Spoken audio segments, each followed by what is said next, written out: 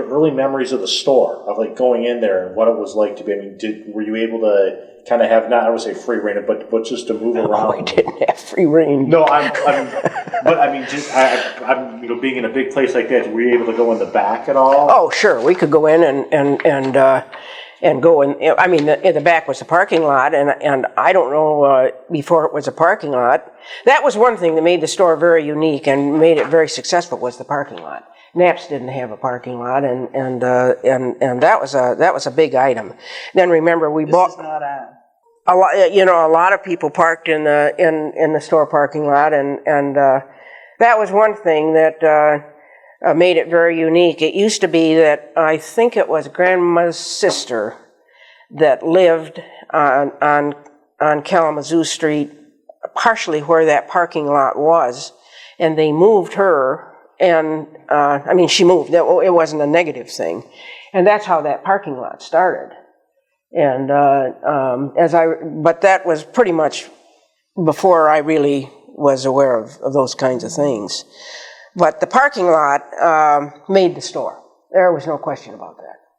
Mm-hmm. And everybody realized that. Was there a toy department? Yeah, down the basement. Yeah, there was a toy department. There was, I used to work in the toy department at Christmas time. There was, the first job that I had in the store was in the gloves and hose and that kind of thing.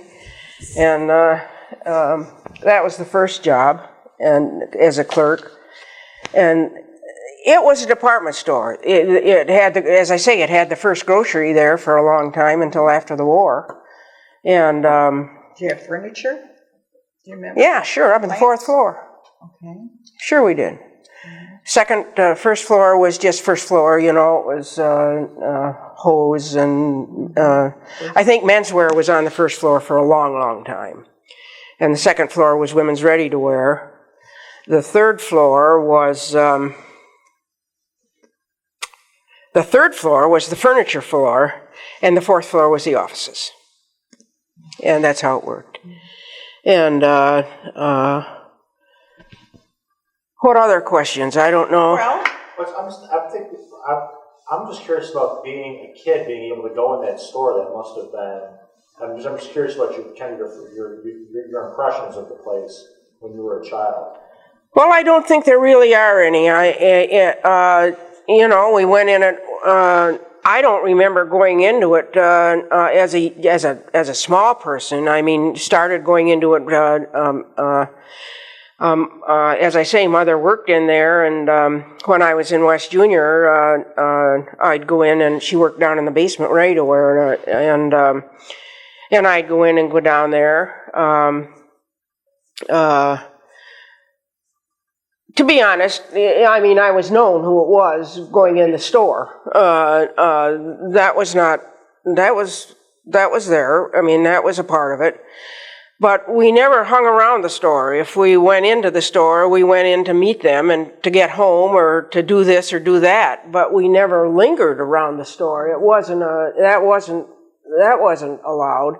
No, it sounded from what you were saying earlier that there was kind of a, I don't want to say responsibility, but there was an awareness that you had to... Oh, no question. No question.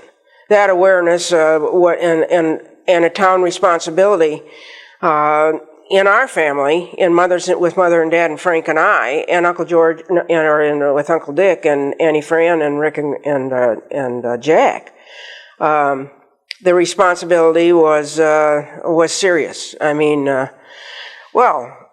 mean, I couldn't do things in Sexton at school. I mean, that were off the track.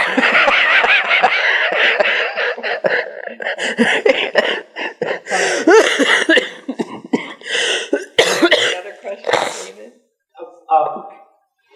What was the feeling? You don't have to get real specific, but there must have been a competition between the Knapps. I mean, was there any socialization with the family? No.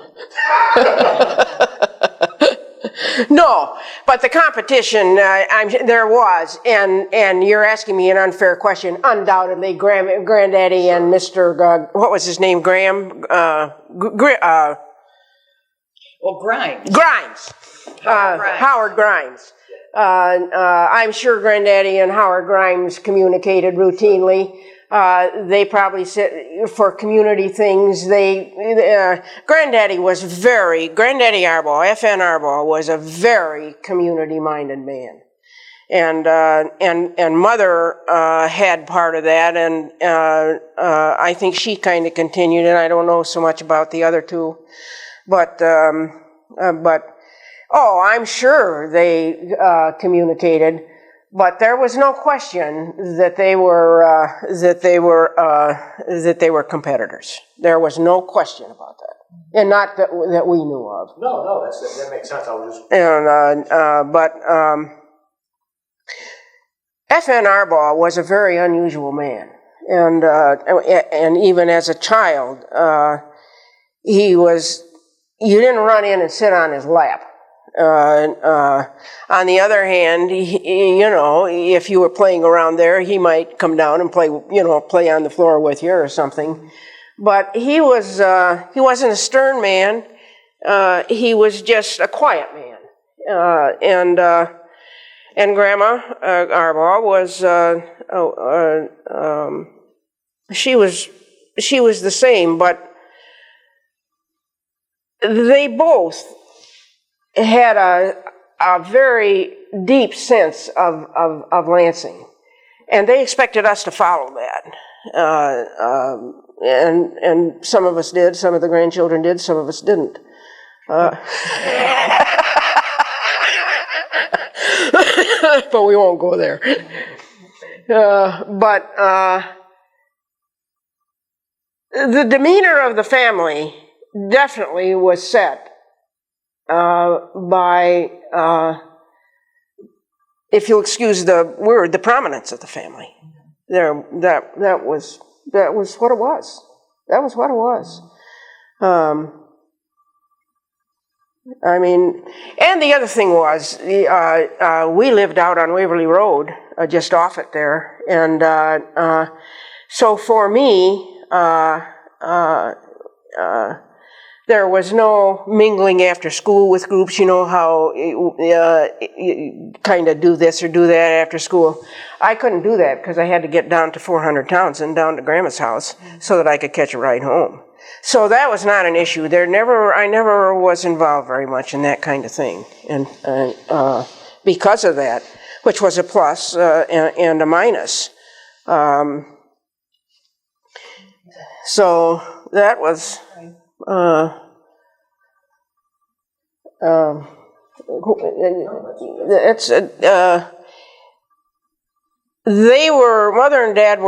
Mother particularly, Dad was strict on a whole bunch of stuff, but Mother was strict on public behavior in the city of Lansing. Mm-hmm. We were not to be, not